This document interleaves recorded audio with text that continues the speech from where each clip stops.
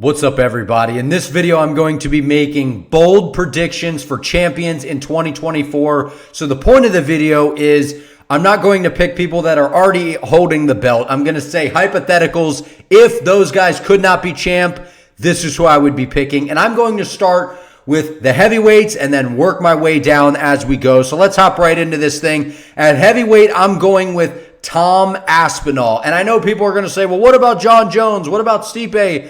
I really believe that that fight is going to take place at some point midway through 2024, possibly after the John Jones recovery.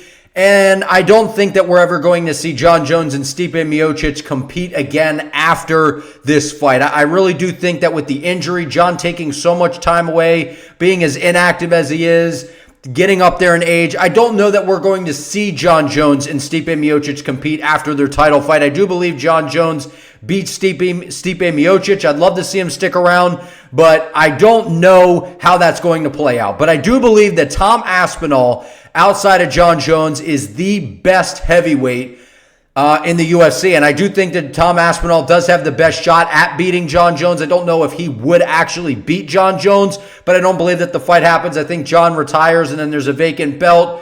Tom Aspinall will fight someone for it, and I believe that he will win. We've seen from Tom Aspinall, this guy has all the makings of being the next long-reigning heavyweight champion as long as he can stay healthy. He is just so good. The movement, the power, he's very well-rounded. I'm going Tom Aspinall for heavyweight. Moving on to light heavyweight, I'm going Magomed Ankalaev. Now, I know people love Yuri Prochazka. I know we have Poatan Pereira at light heavyweight right now as the champion. I just see Magomed Ankalaev. When he's on, this guy is one of the most well-rounded guys in the division. I know he had a title shot against Jan Blachowicz. He was getting his legs beat up. That fight ended in a draw. But we got to see the dominance in the grappling from Magomed Ankalaev in his first title shot against Jan Blachowicz. That was for the vacant belt. I believe Magomed Ankalaev has the striking to basically stand with anyone in the division. I do believe he could give Alex Poatan Pereira some problems on the feet. I think Magomed Ankalaev has some of the best grappling at the top of the heap. You could throw Krylov in there. He's probably who I would put at second behind Magomed Ankalaev. But I do think it's going to be Ankalaev at the end of the day. I think that just his well-roundedness, his grappling advantage that he holds, and that piston left hand that he throws, I think that it's going to be the year of Magomed in the light heavyweight division. Okay, moving on to the middleweight division, I have Khamzat Chimaev finally getting his hands on UFC gold. And the reason that I say Khamzat Chimaev is not only is he one of the most dominant forces in all the UFC, one of the most hyped guys, but he's someone the UFC is going to look after. They're going to give Khamzat favorable matchups. They're going to give him matchups that they believe are going to be in Khamzat's best interest, things that are going to get him closer to the belt. You know, not gimme wins at this point. He's past that. He's going to be fighting top of the guys at the top of the division, but they were trying to set it up against Paulo Costa, right? I mean, we know Paulo Costa has good striking. He's a big guy. He's powerful. He's entertaining. But at the end of the day, there are a lot of holes in his game. He is very hittable. His grappling, he gets tired. He does have pretty good takedown defense, but the thought was Khamzat would be able to take his back, submit him. We didn't get that matchup. I think that the UFC is going to look to rebook that at some point. I could see Khamzat fighting a Robert Whittaker at some point. They're going to do what they can to get Khamzat as close as they can to that belt, and I do believe that they give him the right matchups, and I think that he is able to get a win or two to be able to solidify himself as the UFC 185-pound champion by the end of 2024. Okay, moving on to the UFC welterweight division. I have Shavkat Rakhmonov, guys. I think that Leon Edwards is going to take on Belal Muhammad next. I do believe that that's the next fight. I don't believe Belal Muhammad beats Leon Edwards. I think Edwards is going to be able to scoot around on the outside, pick and poke at him. I think it's going to be kind of a boring fight, but I do believe Leon gets it done. I think that he's able to get past Belal. You know, and then I think Shavkat Rakhmonov, I think he's got one more fight in him before he fights for the belt. I think that this guy is going to be able to get through Leon Edwards quite possibly. However, I don't know because of how good Leon Edwards is. But with Shavkat, he presents what other guys in the division don't, which is he has very good striking. He's durable. We saw him tested in that Jeff Neal matchup. We saw him able to close the distance against Wonderboy. We saw what he's able to do in the grappling and the submission department. That's why I would say at welterweight, he is the most likely guy to become champion outside of Leon Edwards just continuing to reign over the division. Because of the submission, because of his well-roundedness, I would give it to Shavkat Rakhmonov. Okay, moving on to lightweight. I do believe it's going to be tough to take that belt off of Islam Makhachev's shoulders. Now, I do believe that there is a guy that we all, I think, can agree upon, and that is a former foe who Islam, was able to beat, but it was probably his toughest fight that he's ever had, which was against Arman Tsarukyan. I think that this fight happens. I do believe that they're going to do Makhachev versus Gaethje, and then I think Arman's going to fight Oliveira. And if Arman gets through Oliveira, it's a shoo-in to fight next against Islam Makhachev. I think that Arman possesses a lot of problems for Islam, right? I mean, we know about the grappling of Arman. It's drastically improved. He's a physically strong guy. We saw him dismantle Beneil Dariush. We've seen him just run through everyone at this point. His striking has evolved. His kicks are nasty. He has ridiculous power, as we saw him put away Dariush with that uppercut and that knee. I mean, we have nothing but great things to say at this point of Arman Tsarukyan in terms of the improvements that he's made, the threat that he poses to Islam. I believe that if anyone's going to take that throne away from Islam, it is going to be Arman Tsarukyan.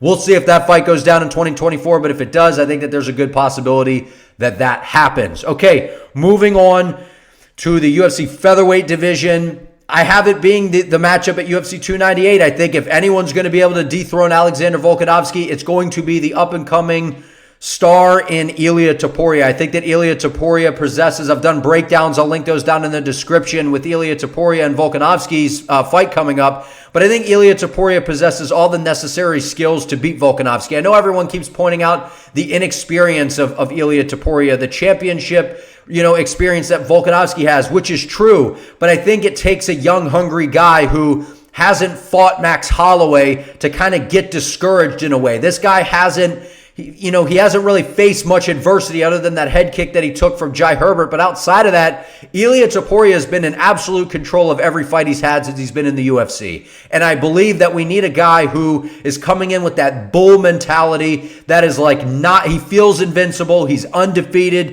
He's a budding superstar. The guy's changing his bio to being, I'm the next champ. I think that Ilia Topuria has the confidence. He has the power. He has the boxing. He's going to put himself in harm's way, which again, that could backfire, but I believe if anyone's going to do it in 2024 at featherweight, it's going to be Ilia Topuria, so that's why I would go with him. Okay, moving on to the bantamweight division.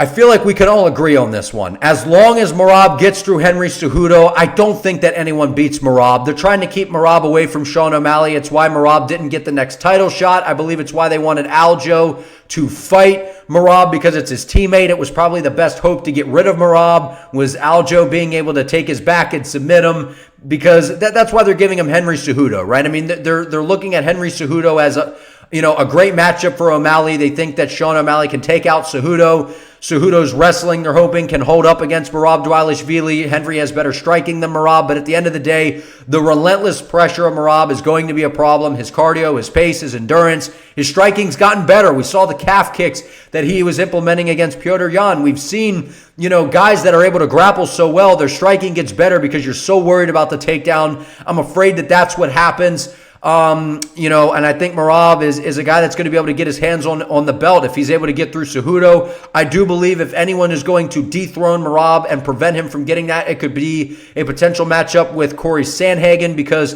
of how well-rounded and how intelligent Sandhagen is. But at the end of the day, I think Merab is able to is able to get his hands on that belt here in 2024. Okay, flyweight. Now, this is an interesting topic because we've seen flyweight just be kind of an interesting storyline, right? I mean, it was Moreno versus Figueiredo for so long, going back and forth, and the titles just kind of, flipping hands. And then we saw Pantoja come along. We saw him beat Brandon Moreno. We saw him just get through Brandon Royval. I really believe that Brandon Moreno is going to get his hands on that belt again. And the reason I say that is I look at Amir Albazi, who is taking on Brandon Moreno next in Mexico City. Albazi, everyone's so high on Albazi, and I know he's physical. I know he's very well-rounded. We know about, the submission threat. We know about the power. But we did see him his last time out against Kai Kara France. We saw Kai Kara France. We know he's a good striker, right? Training at City Kickboxing. We've seen what Kara France is able to do. But that was a very close fight. It was a decision win, and Albazi did come out on the other side, or he did get the nod. But I do believe that Brandon Moreno is going to be able to outstrike him. The question that I have is, we saw with Pantoja, it just seemed to be the size and the power coming back towards Brandon Moreno that was able to kind of cause Brandon some problems. Although I think that Brandon is able to get back on his high horse. I think he's able to pick apart Amir Albazi. I think that he's able to get his hands on that belt again, whether it's a rematch with Pantoja or however that the flyweight division plays out. I do believe that the UFC is going to do what they can to help Brandon Moreno get back to that title, because he is the biggest star in the division, and he's one of the biggest stars when they go to Mexico. They're building all the, the PI. They're doing all these things. I think that Moreno's a guy that they could see headlining some cards. I think that Moreno gets the job done, and he's able to get back to his throne in the flyweight division. Okay, moving on to the women's divisions. All right, I'm going to start at Bantamweight. Now, I have two picks for this one, and the reason being it's vacated because Amanda Nunes stepped away from the sport. She retired. Mayra Bueno Silva is going to be taking on Raquel Pennington. I do believe Bueno Silva gets through Raquel Pennington. I think she gets the job done by submission. And then I believe that maybe one more fight, or maybe next, I don't know how it all plays out, Arena Aldana eventually, hopefully, will get to challenge Bueno Silva. And I believe that Arena Aldana, I believe she's the most sensational fighter in the division. I know that people are going to point at, the flawed title fight against Amanda Nunes, how she wasn't active enough. Her most recent fight was one of the fights of the year, in my opinion. It was an absolute war. The problem is she doesn't address leg kicks. So hopefully she can fix that issue moving forward. But I believe she has the best boxing, some of the best striking in the division. And when she's coming forward and she's on, I think that she's a problem. Now, is she going to be able to deal with the grappling of Bueno Silva? I don't know, but I do believe that Bueno Silva is going to beat Pennington, and then I could potentially see Aldana by the end of 2024, them getting her the belt, because that's another selling point in the division for Arena Aldana to have that. So I do believe that the UFC will maybe do her some favors, give her some good matchups. We'll see about that one. Okay, flyweight. I have Valentina Shevchenko beating Alexa Grasso in the trilogy. I believe that fight might go down at UFC 300. That's what I've been, saying here on my channel. If you haven't seen my UFC 300 matchmaker card, where I build a card, that's what I have. I have the trilogy taking place. I believe Shevchenko makes the correct adjustments. I believe she comes out a little more aggressive, gets that belt back from Alexa Grasso, maybe defends it one more time in 2024. But I believe at the end of 2024, we will be saying Valentina Shevchenko is the champion again. All right, last but not least, the women's strawweight division. Bold prediction, I'm going Yang Xiaonan. And I think that, just overall, what Yan has showed us is she's very well-rounded. She's got good power. I think that she's just a very well-rounded fighter. I believe that if anyone is going to get the job done in that division, it's going to be her. Because we've seen with Zhang Weili, we've just seen that she just seems to be that next level, right? The strength, the power. She seems to kind of have that edge in these matchups. And I believe that Yan is someone that can go in there and kind of almost match with Zhang Weili in those aspects. I'm not saying she's going to be able to outdo her in those matchups, but I believe she's going to be able to kind of fight fire with fire, which is going to create a crazy matchup. I believe it's a dramatic matchup where they both get hurt and something happens, and someone is able to take someone down and submit someone after they buzz them with a shot. I don't know. These are my bold takes for UFC 2024, my bold predictions. Like this video, comment below, subscribe to the channel, help your boy out, and also comment below who you think could possibly be champion in 2024. Give me your bold prediction. I appreciate you all. See you in the next one.